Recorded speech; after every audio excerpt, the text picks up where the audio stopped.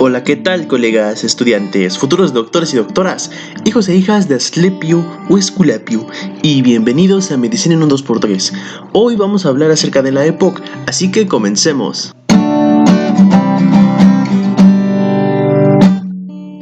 El principal desencadenante para el proceso inflamatorio de la EPOC es el humo de tabaco, pero también tenemos la exposición a humos industriales y polvos minerales.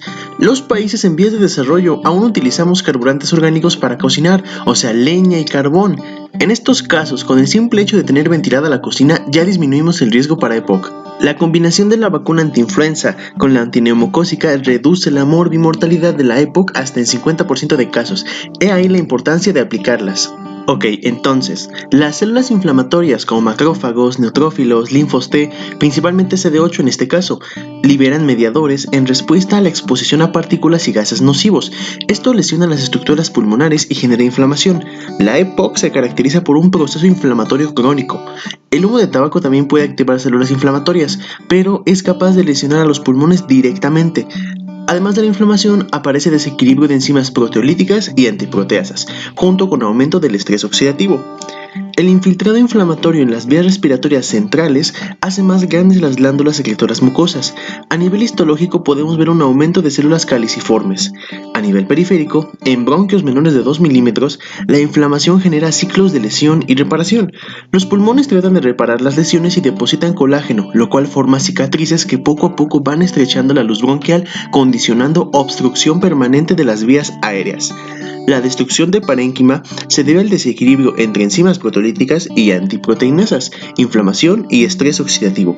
Todo confluye en dilatación y destrucción bronquial. Es un patrón que se observa en el enfisema centrolobulillar.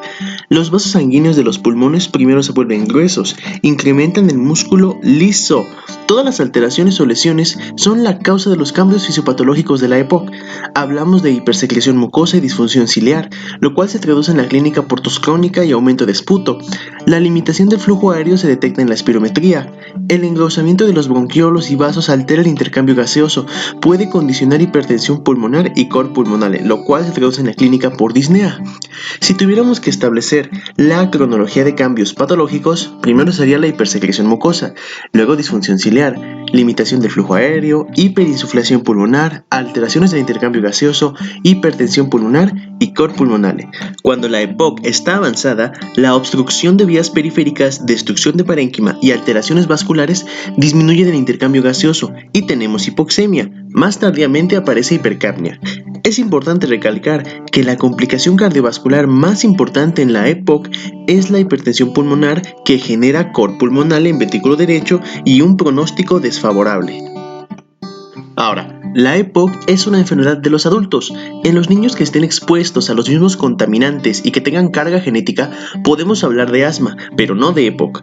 Los pacientes con EPOC generalmente tienen más de 35 años, presentan tos crónica, factores de riesgo como tabaquismo, disnea al hacer ejercicio, producción regular de esputo, sibilancias y bronquitis frecuente en el invierno.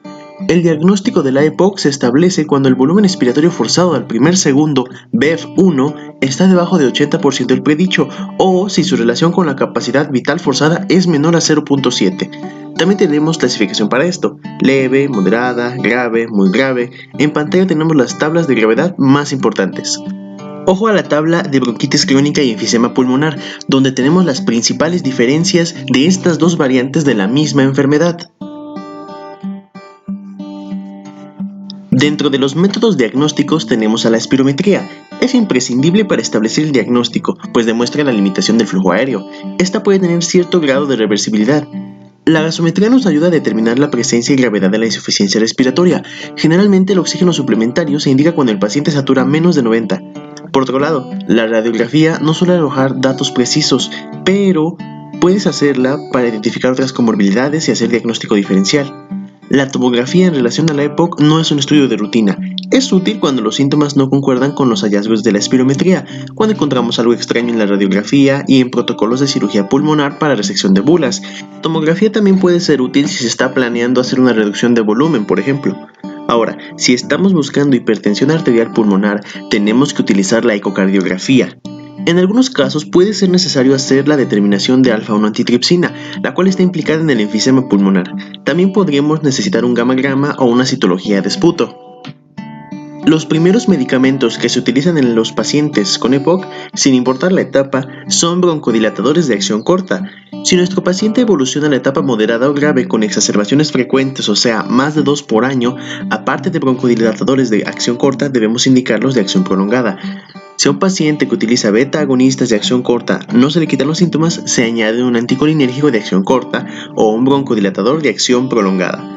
Los pacientes con EPOC moderada o grave sintomática con el uso de beta agonistas de acción corta deben recibir broncodilatadores de acción prolongada también para reducir la frecuencia de exacerbaciones, mejorar la tolerancia al ejercicio, disminuir el grado de disnea.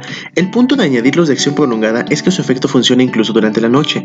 Tiene actividad hasta por 12 horas, en algunos casos más. Si necesitamos un tratamiento todavía más prolongado, hay que recurrir a los anticolinérgicos inhalados. El tiotropium se queda en los receptores muscarínicos hasta por 36 horas y produce buena broncodilatación. No hace falta más que una sola dosis al día para mantener el nivel del fármaco y con eso ya estamos reduciendo la probabilidad de que aparezcan exacerbaciones graves. Las metilxantinas son útiles principalmente en dosis altas. Esto pues limita su aplicación por el alto riesgo de toxicidad. Por ello, usar teofilina se considera de segunda línea y debe estar bajo estricta vigilancia de niveles séricos. No debe estar más de 5 a 15 microgramos por decilitro. Y solamente para los pacientes que hayan agotado la primera línea o que tengan incapacidad para la terapia inhalatoria. Los glucocorticoides inhalados se utilizan en los pacientes con EPOC grave y más de 2 recaídas al año, pero cuidado, el uso de glucocorticoides a largo plazo es una causa de miopatía y debilidad muscular. No se recomienda su uso para la EPOC estable. Solamente si en una exacerbación se le dio glucocorticoides al paciente, se le tiene que dar mantenimiento posterior, ya que no pueden ser suspendidos así nada más. La combinación de salmeterol con fluticasona o formoterol con budesonida mejoran el BEF1 en los pacientes con EPOC grave, claro, pero si en 4 semanas no se ve mejoría, se debe suspender la combinación. Por último, los medicamentos que no forman parte de la rutina de un paciente con EPOC son los antibióticos, antitusígenos y mucolíticos. La antibioticoterapia profiláctica en la EPOC no ha demostrado que disminuya la frecuencia de exacerbaciones, entonces pues no tiene caso. Las exacerbaciones pueden ser por infecciones y contaminación ambiental. En un tercio de ellas la causa no se identifica, pero sin importar lo que las cause, se le debe dar tratamiento y para ello tenemos beta-agonistas inhalados con o sin anticolinérgico y glucocorticoides sistémicos. Se puede emplear prednisolona de 30 a 40 miligramos al día por 7 a 10 días. Hasta 14 días puede ser aceptable, pero más de eso no tiene mayor beneficio. Si durante la exacerbación aumenta la disnea, el volumen de esputo y la purulencia, tenemos los 3 síntomas cardinales de una infección y hay que utilizar antibióticos durante 3 a 10 días. Su aplicación también es razonable si el paciente necesita ventilación mecánica. Algunos casos pueden necesitar ventilación mecánica no invasiva para mejorar el equilibrio ácido-base, la frecuencia respiratoria, ayudar a aliviar la disnea. Utilizar este tipo de estrategias disminuye la estancia hospitalaria, la necesidad de hacer intubación ortraqueal y también la mortalidad. La ventilación mecánica no invasiva ha demostrado disminuir la mortalidad en los pacientes con EPOC. Dentro del tratamiento no farmacológico tenemos la aplicación de oxígeno domiciliario o intrahospitalario, uso de ventilación mecánica, bulectomía e incluso trasplante pulmonar. El oxígeno domiciliario a largo plazo es necesario cuando la presión de oxígeno es menor a 55 milímetros de mercurio o saturando menos de 88.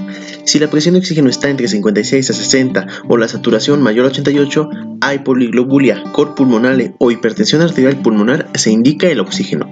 Así como la ventilación mecánica reduce la mortalidad, el oxígeno suplementario aumenta la supervivencia, también tolerancia al ejercicio, sueño, capacidad intelectual, principalmente en los pacientes con estadios más graves.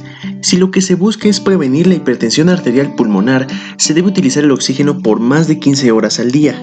Esta ventilación también está indicada cuando, a pesar de tratamiento farmacológico y de oxigenoterapia, el paciente sigue presentando un pH menor de 7.35, o sea, una acidemia o una acidosis. La bulectomía ayuda a descomprimir los pulmones. Esto mejora la función pulmonar y reduce la disnea. Esta cirugía se indica cuando el enfisema es heterogéneo, predomina en lóbulos superiores y la rehabilitación no ha servido para mejorar la capacidad de ejercicio. Es muy importante ya que el enfisema es un proceso que suele ser más basal. El trasplante pulmonar mejora la función pulmonar, obvio, la capacidad de hacer ejercicio y la calidad de vida en general, pero no todos los pacientes son candidatos a este tipo de cirugía. Las indicaciones del trasplante pulmonar incluyen una BEF1 Un volumen expiratorio forzado al primer segundo menor de 35, lo predicho, menor de 35, ojo.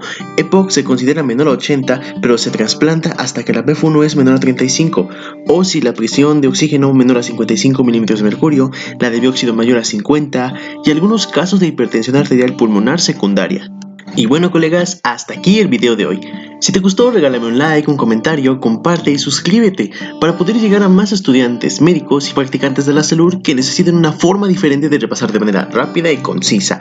No olvides darle a la campanita para que YouTube te avise cuando subo video y no te pierdas ninguna clase. Esto fue Medicina en un 2x3 y hasta la próxima. Chao.